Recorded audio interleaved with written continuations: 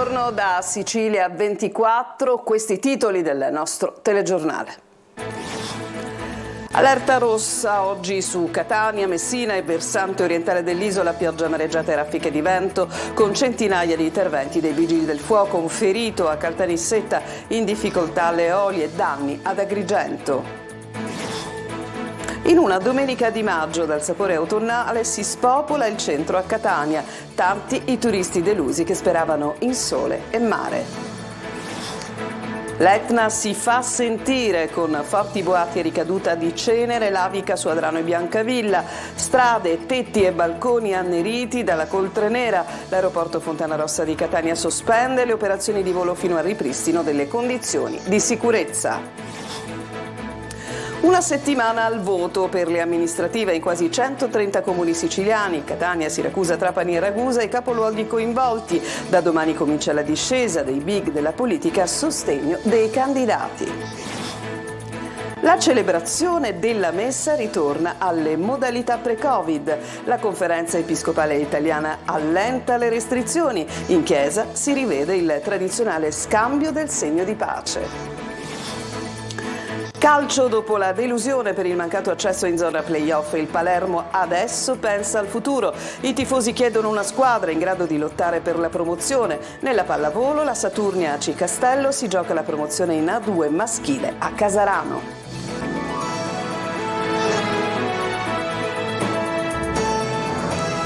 Ancora buongiorno, apriamo il nostro telegiornale parlando del maltempo, di una Sicilia divisa tra allerta arancione e allerta rossa, in particolare la Sicilia orientale, Catania, Messina e le relative province sono state segnate da questo avviso della protezione civile. Sono stati limitati però i danni a causa di questa allerta, particolarmente vento, mareggiate appunto sulla Sicilia, ancora qualche ora di attenzione, però poi le acquazzoni si alterneranno ad ampie schiarite. Ci spiega tutto Lorena Dolci. L'ondata di maltempo è arrivata, ma non così intensa come annunciato, e pensando all'Emilia-Romagna viene da aggiungere per fortuna. L'allerta rossa su Catania e Messina e il resto della Sicilia orientale ha portato piogge, mareggiate e raffiche di vento, ma il bilancio finora non è drammatico. I vigili del fuoco hanno effettuato un centinaio di interventi, la maggior parte per alberi pericolanti, pali divelti, cartelloni in bilico o allagamenti.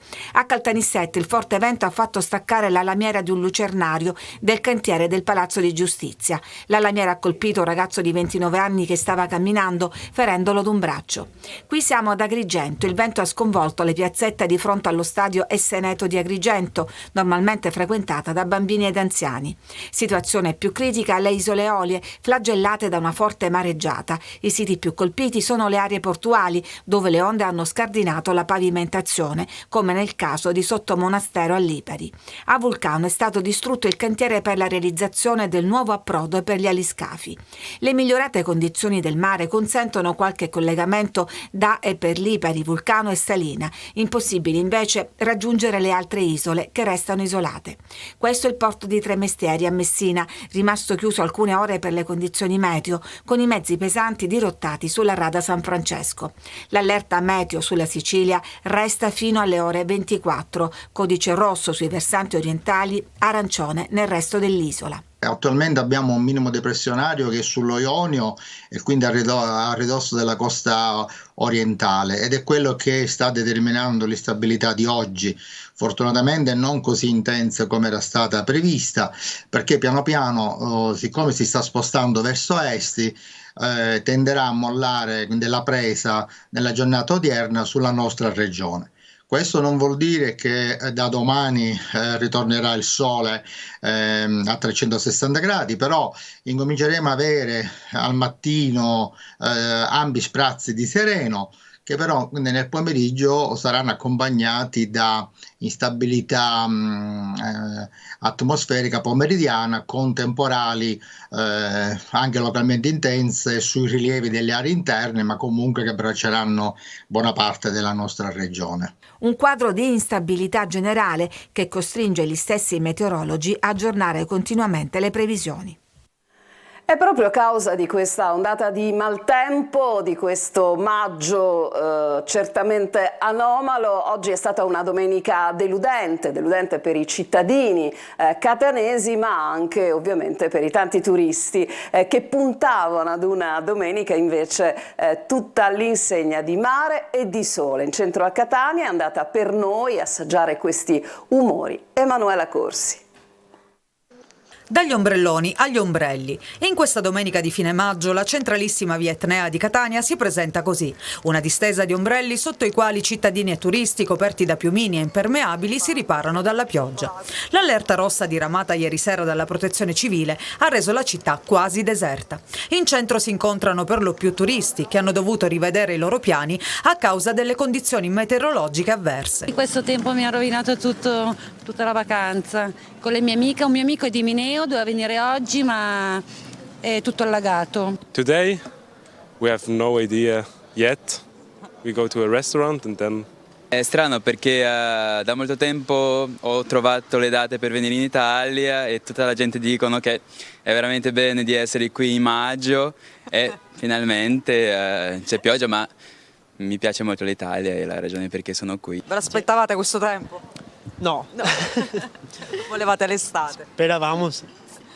Che tempo avete lasciato dalle vostre parti? C'era il sole. Programmi cambiati anche per i catanesi che ricordano il sole e il caldo degli anni passati. Tutti gli anni non sono uguali purtroppo. Un maggio così non lo ricordo, non è a mia memoria. Nelle località di mare c'è il deserto. Nel borgo di San Giovanni Licuti, nelle scorse settimane preso d'assalto dai primi bagnanti, sembra novembre. Siamo qua a goderci questo tempo così strano per il periodo che è, però dai, tutto sommato va bene così. Ce la prendiamo come viene perché comunque non è freddo, quindi la passeggiata si può anche fare. Questo clima autunnale e non da primavera inoltrata a qualcuno però piace. Un maggio invernale. Il mare è in tempesta, però è sempre bello guardarlo. Al suo fascino. Sì. Speriamo che non fa il maltempo, speriamo che non porta danni. E domani poi sembra che il tempo si rimetta, dai. Perciò va bene. In attesa di un miglioramento delle condizioni meteorologiche, la raccomandazione per tutti è di uscire o spostarsi solo in caso di necessità e comunque di adottare la necessaria prudenza negli spostamenti. Ma oltre al maltempo, l'attenzione a Catania e nel catanese è certamente nei confronti dell'Etna, che con forti boati e emissioni di cenere ha dato il via al primo vero parossismo del 2023. Adrano e Biancavilla sono ricoperte da sabbia vulcanica, da coltre nera, è stata sospesa l'operatività dell'aeroporto Fontanarossa di Catania. Ma ci dice tutto Tonino De Mana. Dall'allerta rossa per il maltempo su Catania e Messina all'allerta rossa per l'Etna, che a maggio inoltrato decide di farsi sentire con il primo parossismo del 2023. Dopo alcuni giorni in cui il tremore era segnalato in costante aumento, diverse esplosioni vulcaniche si sono registrate in mattinata nella fascia pedemontana del versante di sud-ovest. Una nuova fase eruttiva è in corso sull'Etna, ma l'attività può essere seguita soltanto dagli strumenti dell'INGV di Catania perché il maltempo che nasconde il vulcano con nuvole e cariche di pioggia ne impedisce l'osservazione diretta. È sul posto invece il vulcanologo Boris Bekne che ha inviato questa testimonianza. Eccoci qua al cancello dell'Altomontana, la Milia della pista Altomontana, e questo è il deposito di questa forte attività esplosiva di stamattina. Qua c'è un deposito di lapilli spesso alcuni centimetri, con lapilli che raggiungono anche alcuni centimetri, tipo 2-3 centimetri, qualcuno più grande qua e là. Questo è il risultato di questa ultima attività esplosiva, probabilmente al cratere di sud-est, che ormai sembra essersi calmata, non c'è più ricaduta, non si sentono rumori. Quindi per questa volta è tutto. La cenere lavica, mista a pioggia, è caduta copiosa in diversi comuni alle pendici del vulcano. Forti boati sentiti dalla popolazione e seguiti da un'evidente caduta di cenere lavica su Biancavilla e Adrano, cui si riferiscono le immagini. Strade, tetti e balconi ricoperti da sabbia del deserto ed anneriti dalla fastidiosa coltre nera sospinta dal forte vento anche in direzione dell'aeroporto Fontanarossa. A tal proposito la SAC, la società che gestisce lo scalo etneo, comunica la sospensione delle operazioni di volo fino al ripristino delle condizioni di sicurezza. Numerosi voli sono stati già dirottati su Palermo. Ed è stop sino al 26 maggio alle escursioni sul cratere La Fossa nell'isola di Vulcano. Con ordinanza sindacale è stato interdetto il sentiero percorso dagli escursionisti. La pioggia caduta intensamente la scorsa settimana ha danneggiato la parte bassa del tracciato, rendendo necessario un intervento per ripristinare le condizioni di sicurezza. Ci fermiamo, c'è una pausa, riprendiamo tra poco.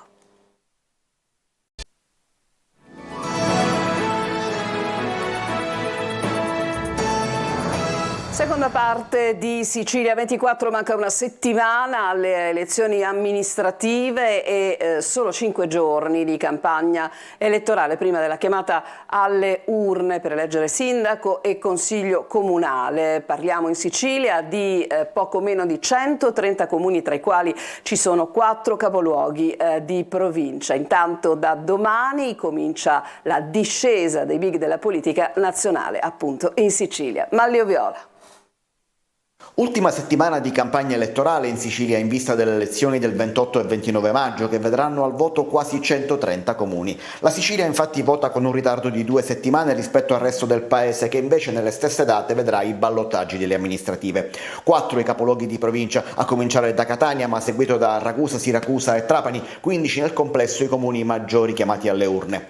Ultima settimana come di consueto dedicata alla discesa dei big che verranno a chiudere le rispettive campagne elettorali.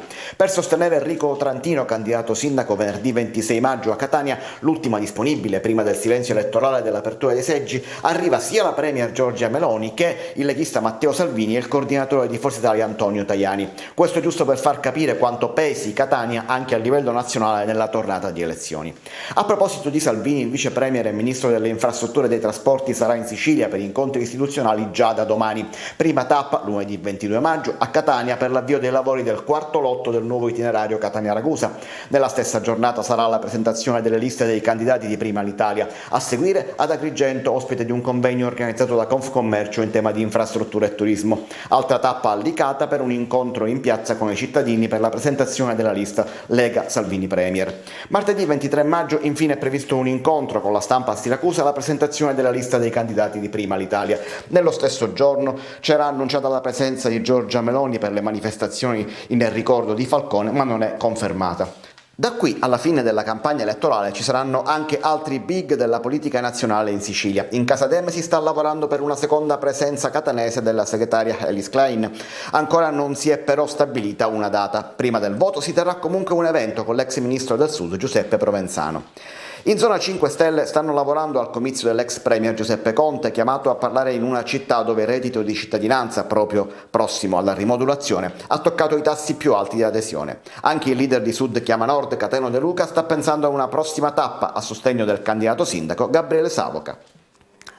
La sicurezza, il ruolo delle forze dell'ordine, le leggi che dovrebbero tutelare i cittadini delle grandi città alle prese con violenza e microcriminalità dilagante. Una scommessa per i nuovi aspiranti sindaci che si presenteranno tra una settimana esatta al giudizio degli elettori. Se ne parlerà questa sera nella nuova puntata del Punto, l'approfondimento politico curato e condotto da Luca Ciliberti. Tra gli ospiti il procuratore Ignazio Fonso, il penalista Tommaso Tamburino, la costituzionalista Ida Nicotre, i rappresentanti dei sindacati di polizia e carabinieri Tommaso Vendemmia e Riccardo Monti e il giornalista del quotidiano La Sicilia Concetto Mannisi. Vi ricordo che il programma, oltre che in diretta su Telecolor, sarà trasmesso in streaming anche su lasiciliaweb.it. Noi cambiamo decisamente argomento. La Conferenza Episcopale Italiana allenta le restrizioni anti-Covid e dopo oltre 2 anni in chiesa torna anche il segno della pace in veste ovviamente tradizionale. Sentiamo Adelaide Barbagallo. Stop alle mascherine, sia al segno della pace, stringendosi le mani, torna l'acqua benedetta nelle acquasantiere. Nelle chiese italiane si chiude definitivamente il doloroso capitolo dell'emergenza Covid. Con una lettera indirizzata ai vescovi, la presidenza della Conferenza Episcopale Italiana annuncia che tutte le attività ecclesiali, liturgiche, pie e devozioni possono tornare ad essere vissute nelle modalità consuete. E la parola fine sulle restrizioni adottate per limitare i contagi. Che cosa cambierà nelle nostre comunità? La cosa più importante certamente credo che sia quella di poter di nuovo fare la comunione così come lo si desidera e come si era abituati. Si potrà di nuovo ricevere la comunione sulla bocca e potranno di nuovo le acque santiere essere piene di acqua benedetta, possiamo riprendere l'aspersione con l'acqua benedetta durante le celebrazioni, possiamo riprendere le processioni offertoriali, già in tante comunità questa pratica era già ripresa, possiamo riprendere lo scambio della pace che tanto ci ha privato di umanità, di contatto fisico. La CEI lascia ai vescovi diocesani la possibilità di disporre o suggerire alcune norme precauzionali come l'igienizzazione delle mani prima della distribuzione della comunione.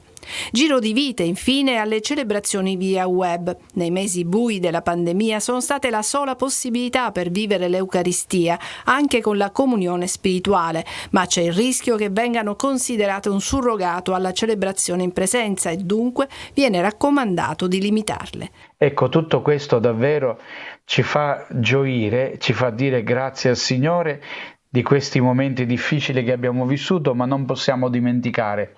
Papa Francesco dice che ciò che di più grave c'è della pandemia è dimenticare quello che la pandemia ci ha insegnato. Il pensiero va infine alle tante persone che hanno perso la vita, tra cui centinaia di sacerdoti che hanno contratto l'infezione adoperandosi per il proprio ministero. Adesso un'altra pausa, sempre brevissima, e torniamo con la pagina sportiva.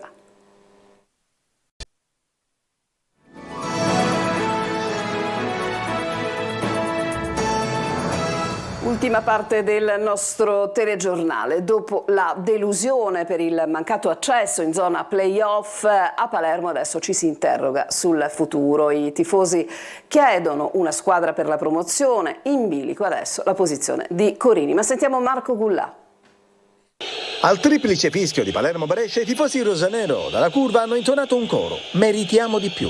Segnale di delusione per dei playoff che erano ampiamente alla portata e che invece in maniera assolutamente rocambolesca sono stati falliti dal Palermo, che a fine primo tempo, avanti per 2-0, aveva in pugno vittoria e settimo posto. E adesso è già tempo di ripartire. Intanto la squadra rosanero proseguirà gli allenamenti ancora per qualche giorno prima del rompete le righe. Ma la domanda che i tifosi in questo momento si fanno è: che obiettivi ha il City Group per il Palermo? La Di Soriano aveva parlato di anno di consolidamento per l'attuale campionato e poi obiettivo promozione dalla prossima stagione. Il banco di prova ovviamente sarà il mercato estivo. Ma è chiaro da parte di tutti, da parte della società, da parte della direzione tecnica, da parte mia, di cosa vuol dire indossare questa maglia, dell'obiettivo che dobbiamo raggiungere. Questa esperienza secondo me sarà molto importante per andare a approfondire determinate situazioni e per far sì che questa squadra sia migliore e che porti il club dove tutti lo vogliamo portare e ne abbiamo la piena consapevolezza.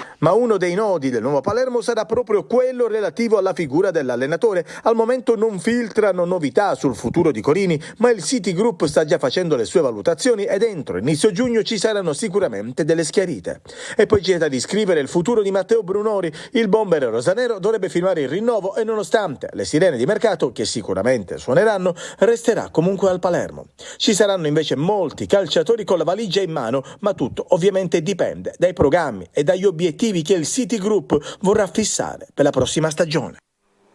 Adesso il volley con un appuntamento con la storia per la Saturnia che a Casarano va a caccia della Serie A2. I castellesi allenati da Cantor serve una vittoria per poter brindare, ma in caso di sconfitta l'eventuale bella si giocherà mercoledì al Pala Catania. Tonino De Mana. Appuntamento con la storia per la Saturnia che alle 19 va a caccia della Serie A2. Per farlo basterà violare l'infiammato Pala Cesari di Cutrofiano e quindi bissare il successo in gara 1 contro Casarano. Serve la gara perfetta, lo ha detto più volte il tecnico Valdo Cantor, che chiede l'ultimo sforzo ai suoi ragazzi, sollecitando la massima concentrazione in tutti i fondamentali, specie in battuta ed in attacco. Si riparte dal 3-0 di domenica al Pala Catania, ma questa volta il fattore campo sarà dalla parte dei pugliesi, anche se dalla Sicilia sono partiti un centinaio di tifosi pronti a sostenere la Saturnia. Un apporto sugli spalti che sarà importante per cercare di strappare la vittoria ed evitare di giocarsi tutto nella Bella, che comunque si disputerebbe mercoledì a campi invertiti. Ma la Saturnia non vuole imprevisti e vuole sfruttare il match ball per chiudere subito i giochi. Rispetto alla finale dello scorso anno contro Macerata, la squadra castellese sa di avere i favori del pronostico e dovrà gestire anche la pressione, circostanza non da sottovalutare dal punto di vista psicologico, come ribadisce il patron Pulvirenti. L'errore da non fare assolutamente è quello di pensare che la 2 sia già in tasca, perché non è così, perché Casarano, nonostante l'assenza, è un'ottima squadra che oggi potrà contare anche sul supporto di un pubblico molto caldo. Il palazzetto è sold out da giorni. Si soffrirà sulle tribune del Palasport di Cutrofiano, mentre a causa del maltempo non sarà allestito il maxi schermo inizialmente annunciato a Villa Fortuna ad Acitrezza. E con questo servizio si chiude questa edizione di Sicilia 24. Il nostro telegiornale ritornerà per la prossima edizione alle ore 19. A tutti voi grazie per l'attenzione e naturalmente buona domenica.